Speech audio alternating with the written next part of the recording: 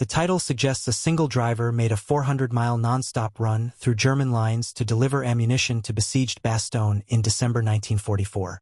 The reality is more complex. No truck drove straight through German positions. But the story of how ammunition reached Bastogne involves thousands of drivers, hundreds of miles driven under extreme conditions, and a supply system that operated at the absolute edge of what was possible. Understanding that story requires understanding the Red Ball Express, the massive trucking operation that kept Allied armies supplied across France. And it requires understanding what happened when Hitler launched his last major offensive in the West, the operation Americans would call the Battle of the Bulge. The GMC CCKW truck, known as the Jimmy or the Deuce and a half, was the backbone of American logistics in Europe. The designation CCKW came from General Motors' internal coding. The first C meant the design was finalized in 1941. The second C indicated a conventional cab configuration. K meant all-wheel drive capability. W indicated dual rear axles. The truck came in two wheelbase lengths. The Model 352 had a short wheelbase of 145 inches, used primarily as an artillery prime mover. The Model 353 had a long wheelbase of 164 inches and served as the standard cargo hauler. Both versions could carry 2.5 tons of supplies, hence the nickname Deuce and a half. Power came from a GMC 270 inline six-cylinder engine. Displacement was 4.4 liters.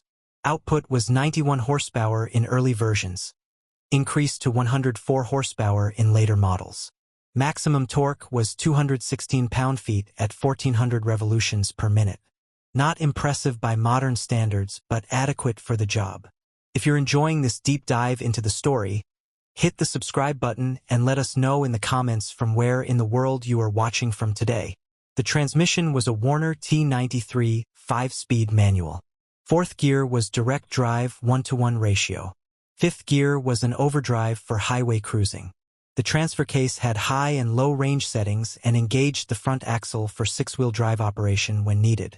Early production models featured a closed civilian-style cab with a metal roof and doors. By 1944, production shifted to an open cab design with canvas roof and side curtains. This simplified construction saved steel and reduced shipping height. Approximately 1 in 4 trucks had a machine gun ring mount above the passenger position for a Browning M250 caliber machine gun. General Motors produced over 500,000 CCKW trucks during the war. Other manufacturers built similar trucks under Army specifications, but GMC produced twice as many as all competitors combined. The CCKW became synonymous with American military trucking. The truck's capabilities were modest. Top speed was around 45 miles per hour with the governor in place. Many drivers disabled the governor, allowing speeds up to 60 miles per hour or more. Fuel consumption was approximately 6 miles per gallon when loaded. The 50-gallon fuel tank provided a theoretical range of 300 miles, but real-world range was often much less depending on terrain and load. The CCKW featured 6-wheel drive, giving it reasonable off-road capability. The narrow tires, 7.5 inches wide on 20-inch rims, could sink in mud. But the truck could handle rough terrain better than many civilian vehicles. It wasn't designed for cross-country travel like a Jeep, but it could navigate poor roads and temporary supply routes. From a logistics perspective, the most important capability was standardization. Every CCKW used the same engine, transmission, transfer case, and axles. Parts were interchangeable. Mechanics familiar with one truck could work on any other. This simplified maintenance dramatically. The Red Ball Express began operating on August 25, 1944. The name came from railroad terminology. Red Ball freight was express service with priority handling. The Army appropriated the term for its emergency trucking operation. The operational concept was simple. Trucks would carry supplies from the Normandy beachhead to forward supply dumps near the front lines. A one-way loop system would prevent traffic jams. Loaded trucks used one route heading east. Empty trucks returning west used a parallel route. Both routes were closed to all other traffic. Planning for the operation took 36 hours. Lieutenant Colonel Loren Ayres, nicknamed Little Patton for his aggressive approach, organized the effort. He needed trucks and drivers. The Army scraped together vehicles from existing units. Soldiers whose duties were not critical to immediate operations were reassigned as drivers. Approximately 75% of Red Ball drivers were African American. This reflected the U.S. Army's segregation policies. Black soldiers were generally assigned to support roles rather than combat positions. Quartermaster units, responsible for supply operations, were heavily African American. Many drivers had minimal truck experience. The Army needed 23,000 drivers. It got them by reassigning soldiers from other duties and providing brief training. Young men who'd never driven anything larger than a car were given GMC trucks and told to start hauling supplies. The initial convoy departed Cherbourg on August 25th. The route ran south and east to supply dumps near Chartres, approximately 200 miles distant. The round trip covered 400 miles. Official regulations specified convoys of at least 5 trucks, traveling at 25 miles per hour, maintaining 60-yard spacing. Reality differed from regulations. Trucks often traveled individually rather than in convoy. Drivers left Cherbourg as soon as their truck was loaded, rather than waiting for convoy formation. The 25-mile-per-hour speed limit was routinely ignored. Drivers removed speed governors and drove flat out, sometimes exceeding 60 miles per hour. If you're interested in more content like this, please take a moment to subscribe and enable notifications. The urgency was real.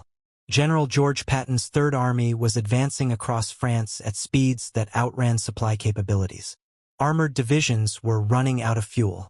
Infantry units needed ammunition. Artillery batteries required shells.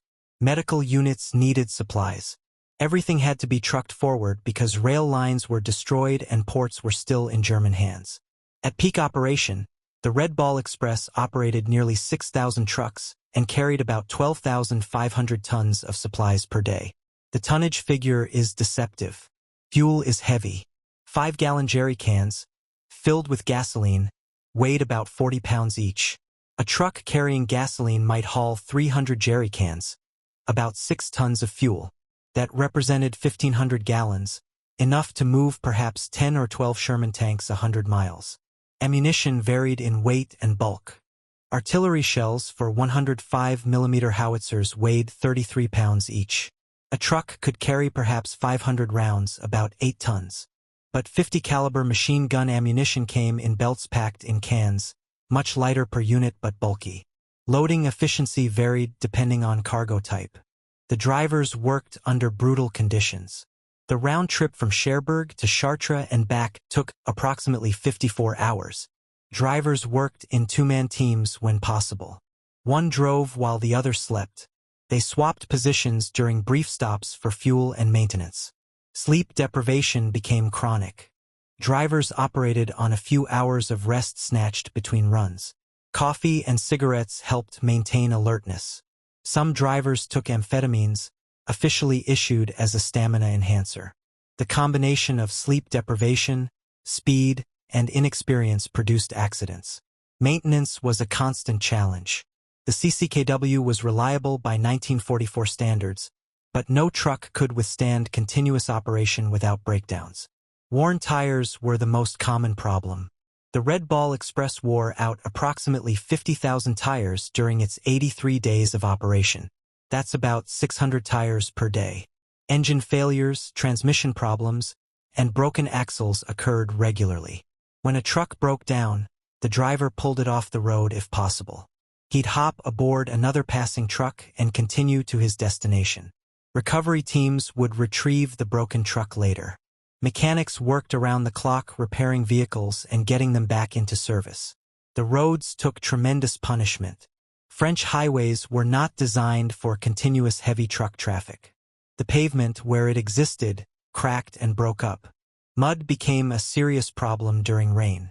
The narrow CCKW tires, only 11 inches wide, sank easily. Trucks bogged down, blocking routes. Other trucks trying to help got stuck. Traffic jams developed. Dried mud could immobilize brakes.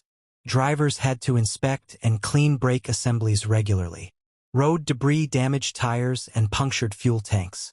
The routes were littered with shell casings, barbed wire, shrapnel, and equipment discarded by retreating German units. German air attacks were surprisingly rare.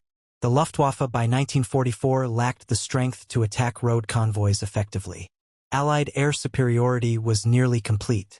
German fighters and bombers that ventured out in daylight were usually intercepted. Night attacks occurred occasionally but caused minimal damage. The greater danger came from German prisoners of war used as labor to assist with truck maintenance.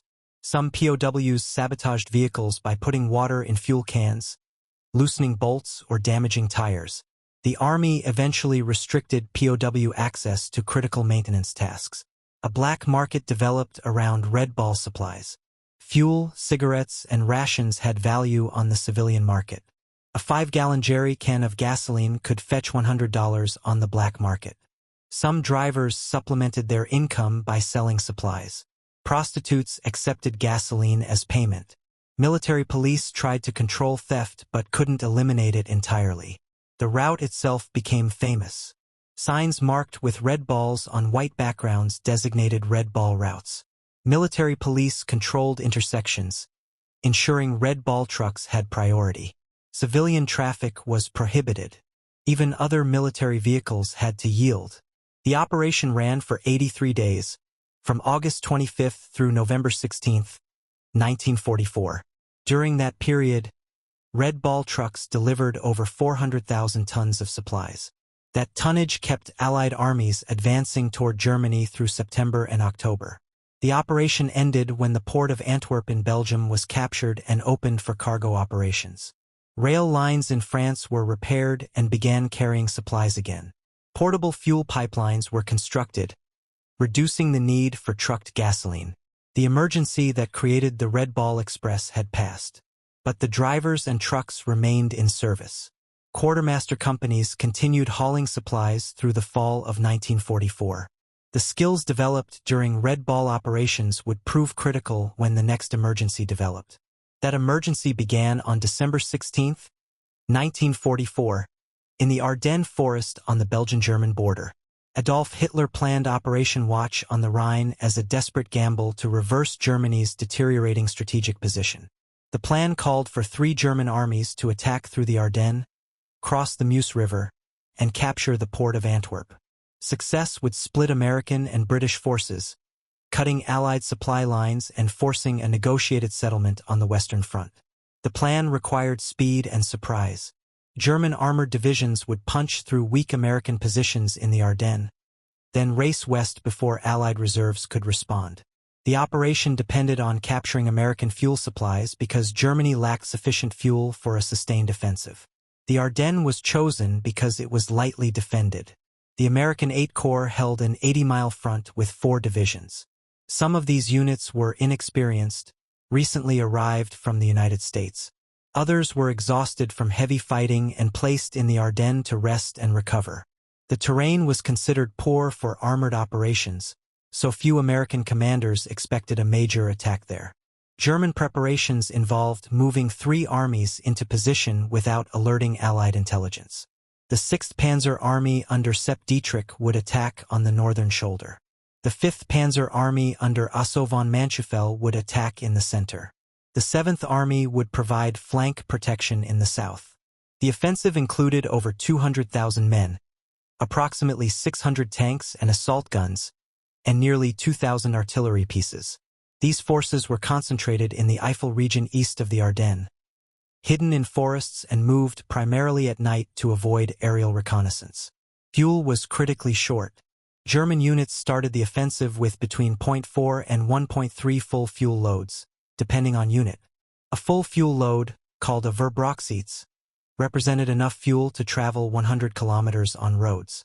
The hilly, forested terrain of the Ardennes would consume fuel faster.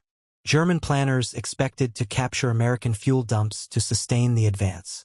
The attack began at 5:30 a.m. on December 16 with a massive artillery barrage. German infantry infiltrated American positions under cover of darkness and heavy fog. Armored columns followed, exploiting breakthroughs and driving west. American units responded with varying effectiveness. Some inexperienced troops panicked and fled. The 106th Infantry Division, which had been in Europe less than a week, lost 2 entire regiments when they were surrounded in the Schnee Eifel. Approximately 8,000 men surrendered. Other units fought stubbornly. Small groups of American infantry, tank destroyers, and engineers held critical road junctions, delaying the German advance. Every hour of delay allowed American reserves to move into position. The town of Bastogne became crucial almost immediately. 7 major roads converged at Bastogne. Control of those roads determined whether German armor could move west efficiently. If Americans held Bastogne, German forces would have to bypass the town, using secondary roads that couldn't support heavy traffic. Allied commanders recognized Bastogne's importance within hours of the German attack. The 101st Airborne Division, resting near Reims, France after Operation Market Garden, received orders to move to Bastogne on December 17. The division had approximately 11,000 men but lacked trucks for movement. The army requisitioned vehicles from wherever they could be found. Approximately 380 trucks from various quartermaster companies, including Red Ball Express units, were diverted to move the 101st Airborne. Many of these trucks and drivers were African-American quartermaster personnel. The convoy departed on the evening of December 18th. The distance from Reims to Bastogne was approximately 100 miles, but the route ran through deteriorating weather and growing chaos as American units retreated ahead of the German offensive. The lead elements of the 101st arrived near Bastogne late on December 18th. They immediately moved into defensive positions around the town. Combat Command B of the 10th Armored Division was already engaging German forces east of Bastogne. Elements of the 9th Armored Division and the 705th Tank Destroyer Battalion joined the defense. The defenders had minimal ammunition and limited winter equipment. Soldiers scrounged ammunition from retreating units. Some grabbed weapons and supplies from abandoned vehicles. The urgency was absolute. German armor was approaching from multiple directions. Brigadier General Anthony McAuliffe, the division artillery commander, took temporary command of the defense. Major General Maxwell Taylor, the division commander, was in Washington for meetings. McAuliffe organized the perimeter and positioned his forces to defend the key roads approaching Bastogne. By December 20th, German forces had surrounded Bastogne. The siege had begun. Approximately 11,000 American troops were encircled. They faced elements of multiple German divisions, including Panzer Lehr, the 2nd Panzer Division, and the 26th Volksgrenadier Division. The defenders faced critical shortages almost immediately. Ammunition was limited. By December 21st, artillery units were restricted to 10 rounds per gun per day to conserve shells. Medical supplies were scarce. Most medical personnel and supplies had been captured when German forces cut the road into Bastogne. Food was rationed. The weather prevented resupply by air. Heavy clouds and fog grounded transport aircraft. The defenders could hear American heavy bombers flying overhead on missions to Germany, but the C-47 transport planes that could drop supplies couldn't operate in the conditions. The situation inside Bastogne grew increasingly desperate. Wounded men lay in makeshift aid stations with minimal medical care. Belgian civilians, housewives, and priests helped tend the wounded using whatever supplies were available. When blood plasma ran out, cognac was used as a painkiller. Artillery ammunition dwindled to dangerously low levels. The 463rd Parachute Field Artillery Battalion, equipped with 75mm pack howitzers, was down to 7 pounds of ammunition on December 22nd. That was approximately enough for 1 or 2 fire missions. After that, the guns would be useless.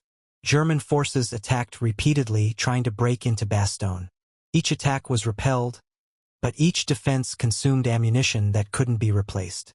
McAuliffe maintained confidence publicly.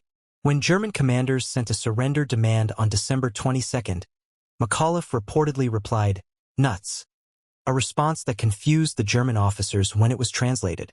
But McAuliffe knew the situation was critical. Without resupply, Bastogne would fall. The defenders couldn't hold indefinitely without ammunition, food, and medical supplies. Everything depended on the weather clearing so transport aircraft could drop supplies, and on General Patton's Third Army breaking through from the south to relieve the siege. The weather began improving on December 23rd. Clouds broke. Visibility increased. For the first time in days, Allied aircraft could operate. The first C-47 transport aircraft appeared over Bastogne at mid-morning on December 23rd. Pathfinders had jumped earlier to mark drop zones. The main supply drop began shortly before noon.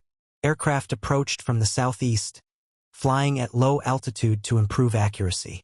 Red, yellow, and blue parachutes blossomed over the drop zone northwest of Bastogne. The defenders watched, exhausted and desperate, as supplies descended. Crews raced to retrieve bundles before German forces could shell the drop zone. The first flight consisted of 16 aircraft. Additional flights arrived at 2 p.m. and 2:10 p.m. Before the day ended, 241 aircraft had dropped 144 tons of supplies in 1,446 bundles. The supplies included artillery ammunition, small arms ammunition, medical supplies, and rations. German anti-aircraft fire damaged several aircraft. One C-47 was hit and crash-landed in a creek bed near an artillery battery position. The crew survived. Several other aircraft sustained damage but made it back to base. 5 C-47s were lost during the entire resupply operation to Bastogne. The ammunition delivered on December 23rd was critical. The 463rd Parachute Field Artillery Battalion, down to 7 pounds of shells, received enough 75mm ammunition to resume effective fire support. Other artillery units replenished their stocks. Infantry units received rifle and machine gun ammunition. But the supplies dropped by air weren't enough to break the siege. Bastogne remained surrounded. German attacks continued. The defenders needed ground relief. General George Patton's Third Army was positioned south of the Bulge in eastern France when the German offensive began. Patton received orders to disengage from his current operations, turn 90 degrees north, and attack into the southern flank of the German salient to relieve Bastogne. This maneuver required moving 3 divisions, approximately 60,000 men with all their vehicles and equipment, through winter conditions on icy roads. It required coordinating new supply routes, establishing new command posts, and attacking into unfamiliar terrain against an enemy of unknown strength. Military historians consider it one of the most impressive movements of the war. The movement also required truck support. Third Army divisions needed ammunition, fuel, and supplies to sustain an attack toward Bastogne. The divisions would be fighting continuously, consuming supplies at rates far exceeding normal operations. Everything had to be trucked forward because rail lines in the area were either destroyed or in German hands. Quartermaster truck companies that had operated the Red Ball Express were diverted to support Third Army's movement north.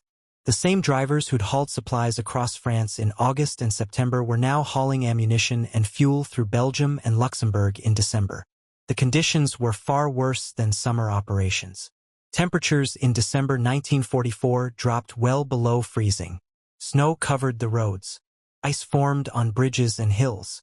Truck engines had to be started every 30 minutes to prevent oil from congealing. Radiators froze if trucks sat idle too long. Drivers dealt with blackout conditions. Headlights were taped to narrow slits or turned off entirely to avoid attracting German aircraft. Driving at night without lights, on icy roads, while exhausted, produced accidents. Trucks slid off roads, crashed into ditches, collided with each other. The urgency was extreme. Patton promised Eisenhower that Third Army would attack north toward Bastogne on December 22nd. Meeting that deadline required supply trucks to operate around the clock despite weather, darkness, and danger. Some accounts describe truck convoys operating with headlights on during this period, contrary to normal blackout procedures.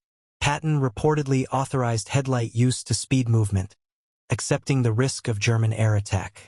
The general wanted supplies delivered immediately, and he was willing to take risks to make it happen. The exact routes varied depending on where supplies were needed. Ammunition trucks might run from rear depots near Verdun north to forward supply points near Arlon in Luxembourg, a distance of approximately 60 miles. From Arlon, supplies moved forward to artillery positions and infantry units preparing to attack. Other trucks hauled gasoline for armored units. A Sherman tank consumed approximately 140 gallons per 100 miles of travel. An armored division with 300 tanks needed over 40,000 gallons of fuel just to move 100 miles, more for combat operations. Tanker trucks and trucks loaded with jerry cans worked continuously to keep armor fueled. The drivers pushing supplies north weren't making 400-mile runs through German lines, but they were operating in conditions nearly as dangerous. The front was fluid. German units were advancing. American units were retreating in some sectors, holding in others. The exact location of friendly and enemy forces changed hourly. Some supply convoys came under German artillery fire. Others encountered German reconnaissance units that had penetrated behind American lines. Drivers armed with rifles or carbines, sitting in canvas-top trucks loaded with ammunition or fuel, had no real defense against German armor or infantry. Their survival depended on speed and luck. The African-American drivers of quartermaster companies rarely received recognition for these operations. Official histories focused on combat units, the infantry and armor that fought the battles.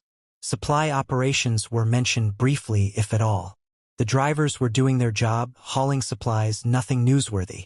But without those supply runs, Third Army couldn't have attacked. Without ammunition, artillery couldn't fire.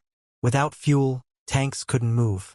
The unsexy, unglamorous work of driving trucks through winter weather, under blackout conditions, through a combat zone, made Patton's famous relief of Bastogne possible.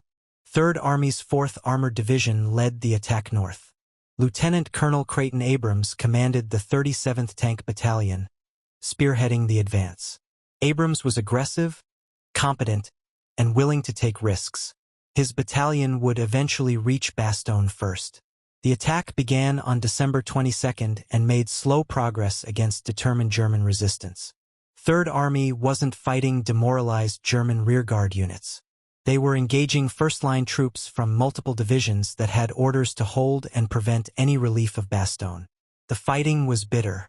Small Belgian and Luxembourg towns changed hands multiple times. American tanks fought German tanks in close-range engagements. Infantry cleared buildings room by room. Casualties mounted on both sides. The weather remained brutally cold. Supply trucks followed the advancing armor, moving forward as units captured new ground.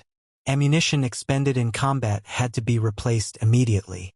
Trucks hauled shells forward, often driving to positions still under German artillery fire. Wounded soldiers were evacuated in the same trucks, returning to rear areas for more supplies. On December 26th, elements of the 4th Armored Division broke through German positions south of Bastogne near the village of Assenois. Abrams' Tank Battalion, supported by infantry, pushed through and made contact with 101st Airborne forces inside Bastogne's perimeter. The siege was lifted, but the battle wasn't over. German forces continued attacking, trying to recapture Bastogne and isolate it again. Third Army had to expand the corridor connecting Bastogne to American lines in the south. More divisions moved north. More supplies had to be trucked forward. The fighting around Bastogne continued through early January 1945. German attacks on December 27th and December 30th tried to cut the corridor. Both attacks were repelled but consumed enormous quantities of ammunition. Artillery batteries fired hundreds of rounds per day. Infantry units used tens of thousands of small arms cartridges. All of that ammunition came by truck. Quartermaster companies operated continuously, hauling supplies from depots to forward positions. The same trucks and drivers that had run the Red Ball Express in August were running similar operations in December and January, under far worse conditions. The total tonnage delivered to Bastogne area operations isn't precisely documented. Various sources mention hundreds of tons per day, but exact figures vary depending on what's included and how it's calculated. What's clear is that the volume was massive and the operation was sustained over weeks, not days.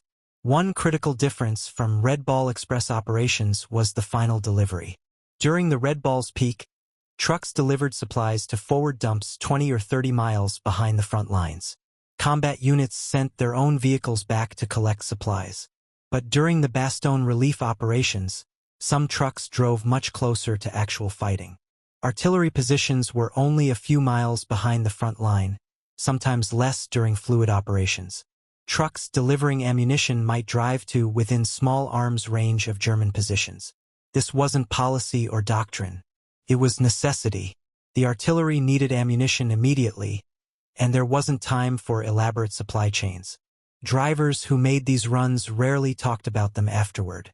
There were no medals for delivering ammunition under fire. It was just part of the job.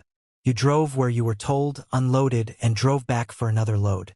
If German artillery bracketed the road, you drove faster.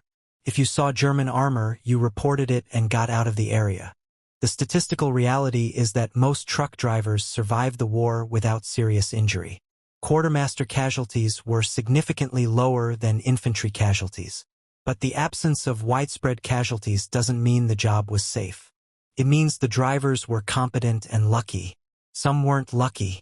Trucks hit mines. Drivers were killed by artillery fire. Accidents in winter conditions produced injuries and deaths. German air attacks, though rare, occasionally caught supply convoys. The exact number of quartermaster casualties supporting the Bastogne operation isn't separately documented. But losses occurred. The broader Battle of the Bulge lasted from December 16 through January 25, 1945. American casualties totaled approximately 89,000, including 19,000 killed. German casualties were similar or higher, with additional losses in irreplaceable equipment and fuel. The battle marked the last major German offensive on the Western Front. Germany lacked the resources to mount another major operation. The failure at Bastogne and throughout the Ardennes meant Allied forces could resume their advance toward Germany with confidence that no more strategic surprises awaited. Logistics was central to the Allied victory. German forces started the offensive with inadequate fuel. They planned to capture American supplies. They failed because American truck drivers evacuated fuel dumps ahead of the German advance, denying Germany the gasoline it needed to sustain operations. Those evacuation operations were as important as delivery operations. When German forces broke through American lines, quartermaster companies moved quickly to relocate fuel dumps. Trucks carried thousands of gallons of gasoline away from threatened areas. The work happened at night under blackout conditions with German armor approaching. One convoy of Red Ball Express trucks evacuated fuel from dumps near Spa, Stavelot, and Malmedy just hours before German forces overran those positions. If that fuel had been captured, German armored divisions would have gained enough gasoline to possibly reach the Meuse River. The failure to capture fuel strangled the German offensive. After Bastogne was relieved, supply operations continued supporting the reduction of the Bulge and the subsequent Allied advance into Germany. Quartermaster truck companies remained in continuous operation through the end of the war in May 1945. The contribution of African American drivers to these operations was substantial and underappreciated. 75% of Red Ball Express drivers were black. Similar percentages applied to other quartermaster truck operations. These men operated critical supply lines under difficult and dangerous conditions, receiving little recognition for their service. Racial segregation in the Army meant black soldiers were generally assigned to support roles rather than combat positions. Many wanted to fight. During the Battle of the Bulge, when the Army faced manpower shortages, black soldiers were allowed to volunteer for combat duty in previously white infantry units. Approximately 4,500 African American soldiers volunteered. Many came from quartermaster units. Some were Red Ball Express drivers who'd spent months hauling supplies and wanted the opportunity to close with the enemy directly. This was a significant policy change, though integration remained limited and temporary. The experience demonstrated that black soldiers could fight as effectively as white soldiers when given the opportunity. This contributed to eventual desegregation of the armed forces after the war, though progress was slow and incomplete for many years. The title asks about a truck driver who delivered 400 miles non-stop hauling ammunition to Bastogne through German lines. The answer is that no single driver made that exact run. The reality involved thousands of drivers making hundreds of runs under varying conditions over several weeks. The 400-mile figure approximates the round-trip distance from rear supply depots to forward positions near Bastogne.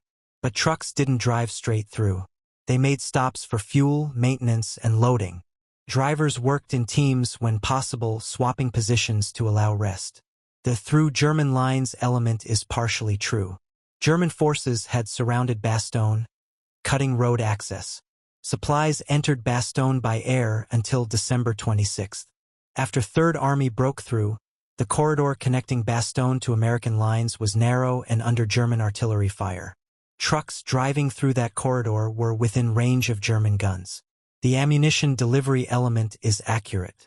Trucks hauled enormous quantities of artillery shells, mortar rounds, small arms ammunition, and tank rounds to support operations around Bastogne.